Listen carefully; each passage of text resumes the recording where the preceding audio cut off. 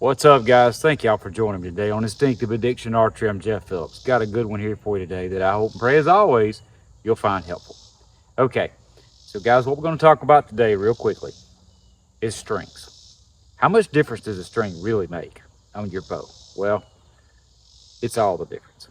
I promise you that. It's all the difference. Okay, if you don't believe me, try a couple of different types of strings and you will quickly realize what your bow really likes. Okay, now every string manufacturer makes different types, different materials and whatnot, so I'm just going to share a little basics. People ask me all the time, they said, man, what kind of string do I need to order? What do I need to get for my bow?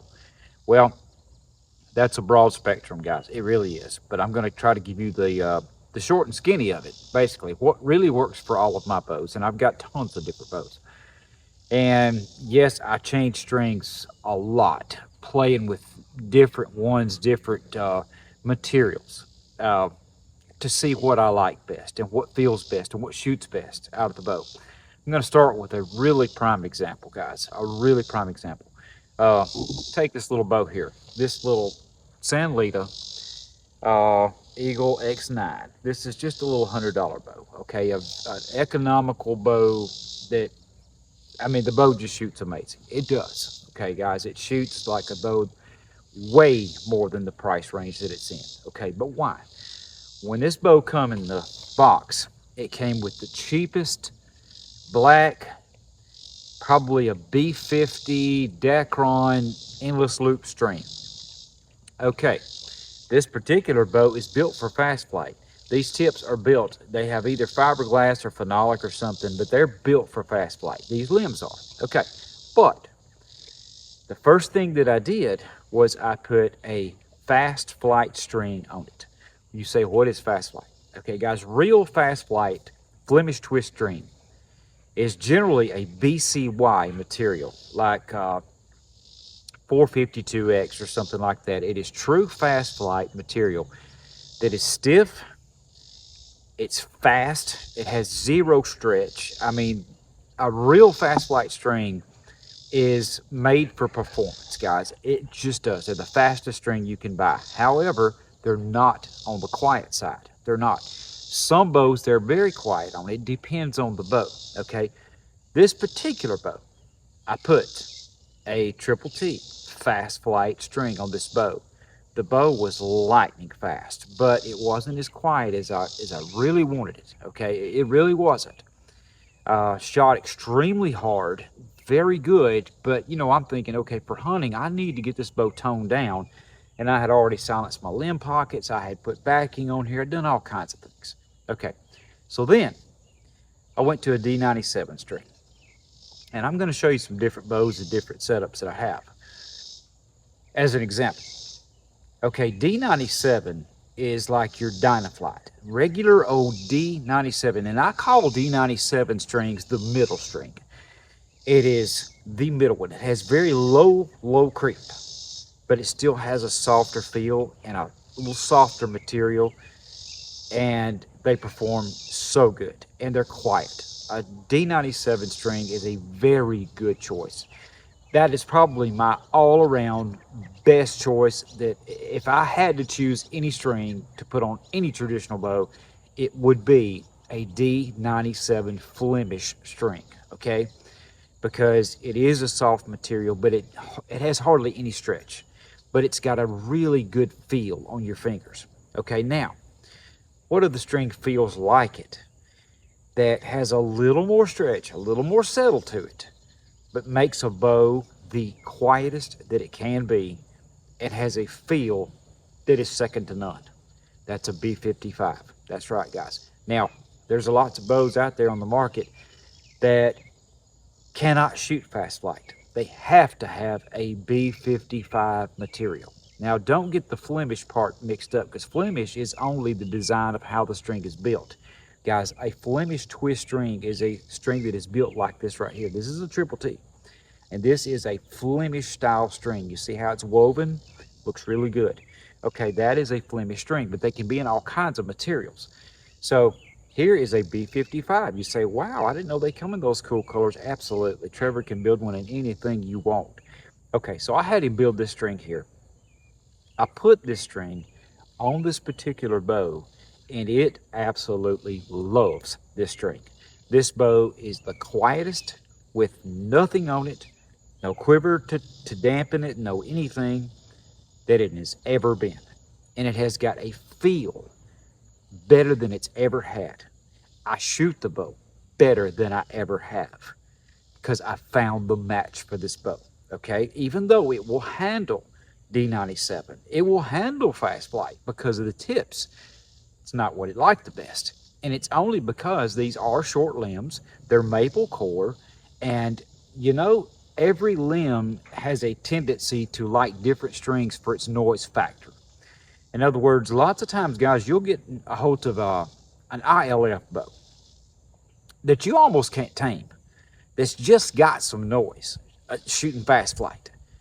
Hey, put a B55 on it, or maybe a D97. Go right there in the middle and put D97 on it. I'll guarantee the bow will be quieter. I'll guarantee you the bow will be quieter. It will. Absolutely it will.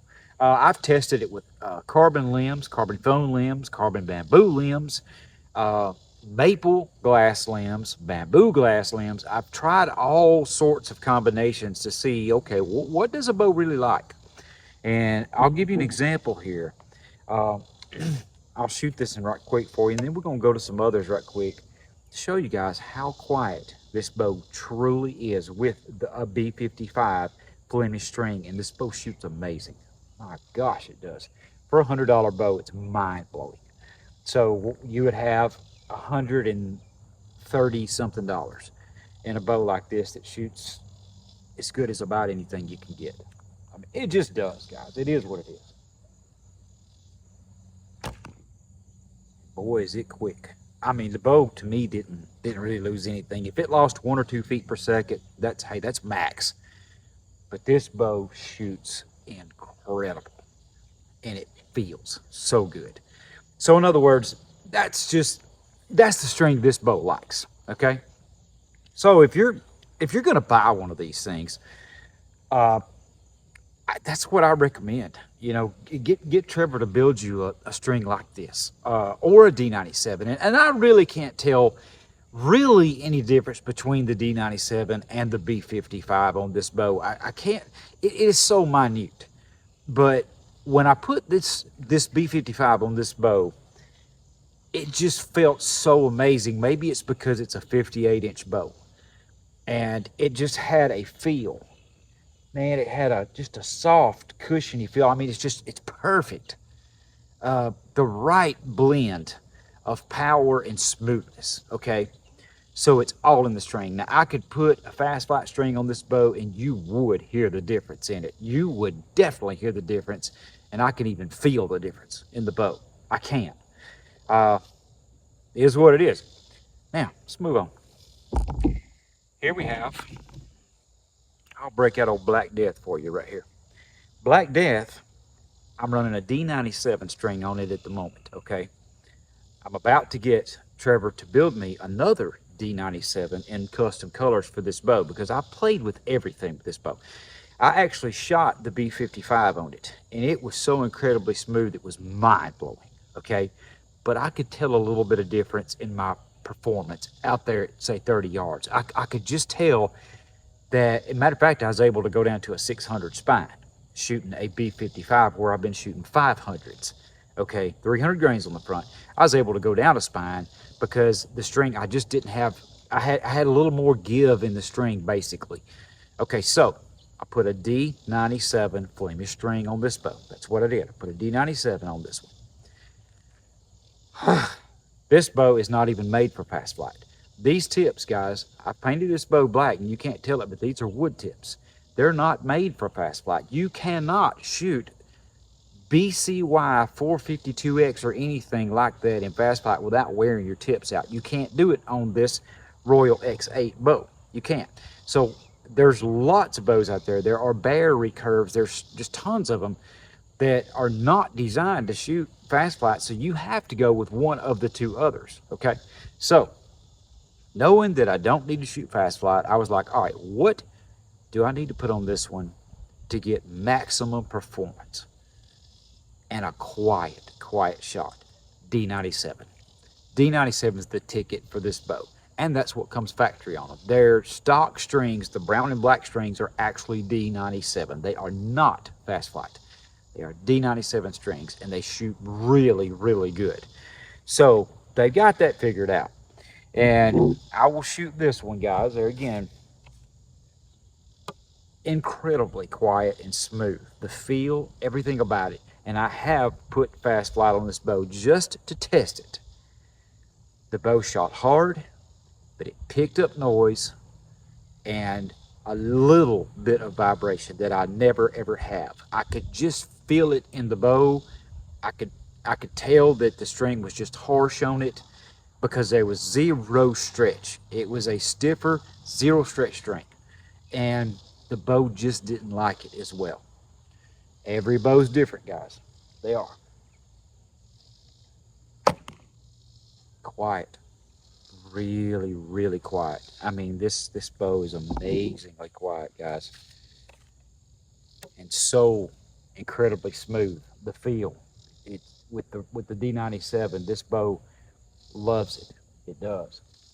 I'm just flinging some arrows, but gosh, I can't describe how smooth and comfortable that it truly is at full draw. It's like, man, it just feels good. It's the right amount of tension. Okay, it's the right amount. Okay, so D97 for that bow. Now,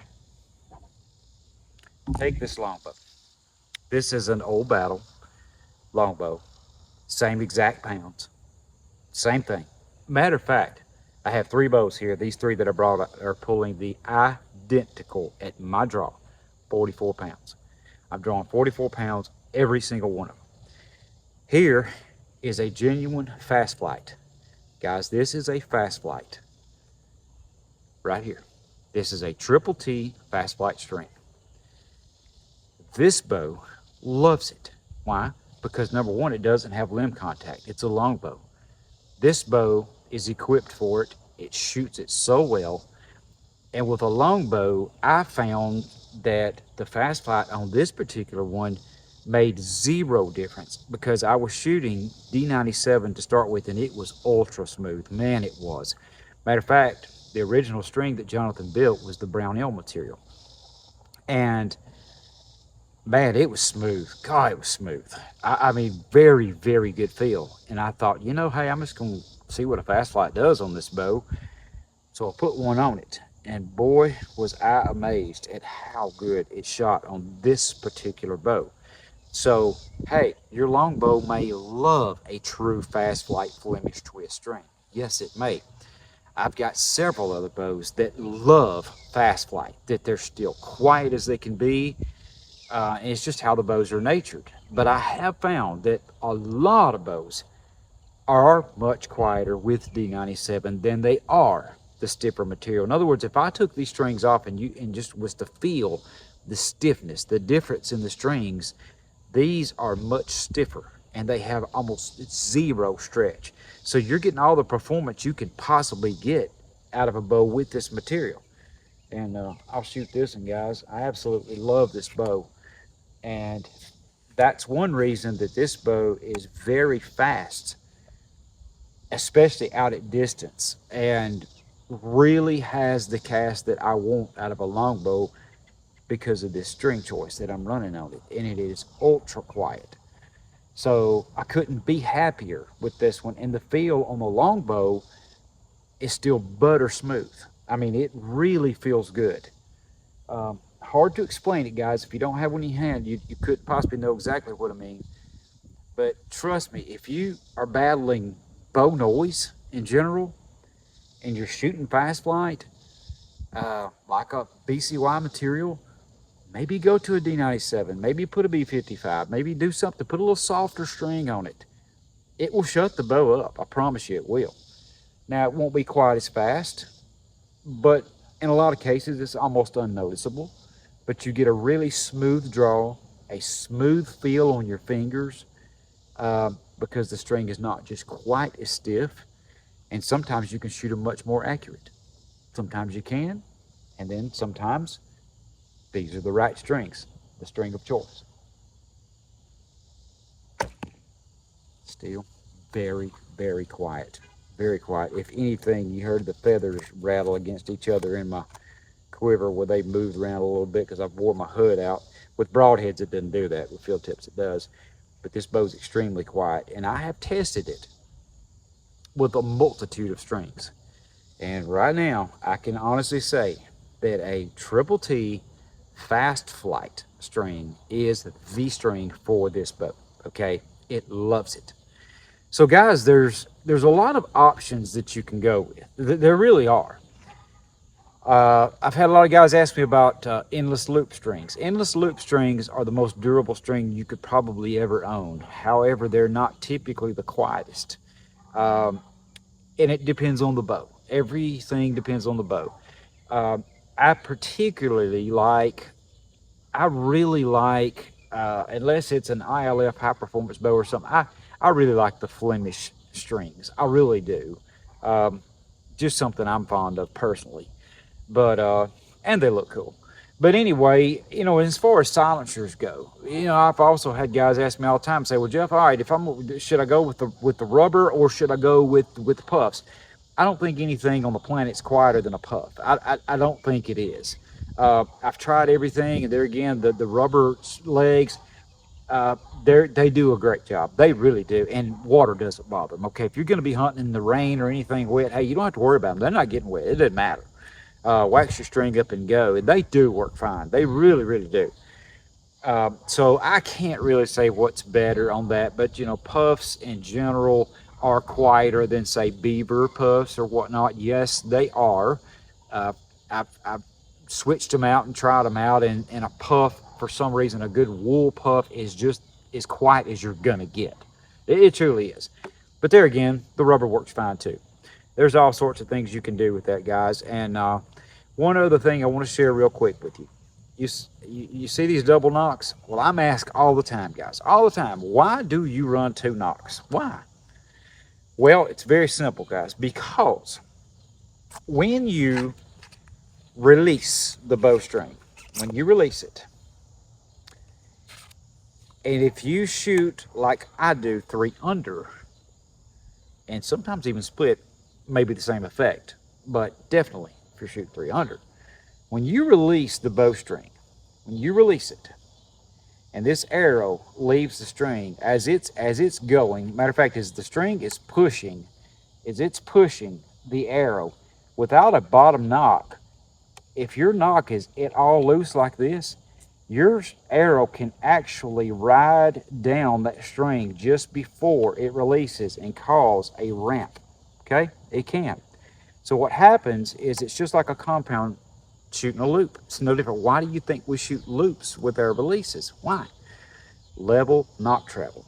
A compound bow is designed to have perfectly level nock travel right down the center. Okay, well, this is center of the bow. This is not, but this is. Okay, so when you're shooting a bow and you don't have a nock on the bottom, it's a very good chance that that arrow nock can indeed slide up and down your string.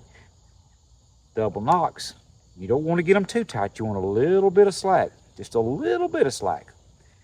Plus, when you hook your fingers, if you shoot 3 under, it gives you a really good reference where to put your finger too. Instead of getting it right up into the nock, you're touching the bottom string nock instead of pushing it way up into the arrow nock, which could cause a little bit erratic flight. But it gives you level nock travel till the arrow actually leaves the bow. It helps that, and it eliminates that problem, guys. So that's why I run them. I won't run a string without double nocks. I will not do it. I've just become a big fan of them. I guarantee you that, guys. I have. So hopefully this has answered some of your questions about bowstrings. What to get? If you're in doubt at all, go with the D97. It's middle of the road. It is a low stretch, great performing, great feeling material that gives you the all around. It won't hurt your limbs. It still performs well, but it's quieter. Okay? If that's not good enough, put a B55 on it. And I guarantee your bow will be as quiet as it can possibly ever be. But you will lose some performance. Generally 4 or 5 feet per second. That's about what you give it when you go to a B55, most of the time. And in traditional bows, that's not that big of a deal unless you're shooting on out a little bit further distance, or you're trying to shoot some heavier arrows or whatnot, and you need all you get. And there again, guys, a heavy arrow. And when I say heavy arrows, I'm an advocate of this all day long. Shoot the heaviest arrow that you're happy with the trajectory. If it's a 500 grain arrow, if it's a 550, a 600, a 650, or whatever, even if it's a 450, depending on the pounds you're pulling, whatever, the heavier your arrow is for the bow weight, the more energy that it absorbs out of these limbs. As these limbs, as they do their thing, and they put the energy into the shaft, a heavier shaft will absorb the bow's energy, okay? You don't really lose anything in speed when your bow is absorbing the energy until you reach a point of overkill, till it's more than what you need to be shooting, okay? But if you shoot too light of an arrow, you're gonna pick up bow noise. Why? Because the bow is wasting energy. As it dissipates, the arrow cannot absorb it in the power stroke, and it's going to be wasted. What does that mean? Bow noise. Bow noise. What you don't want, okay? So if you want to keep your bow quiet, build your arrows at least somewhere around the 10 grains per pound of draw. I like them 12.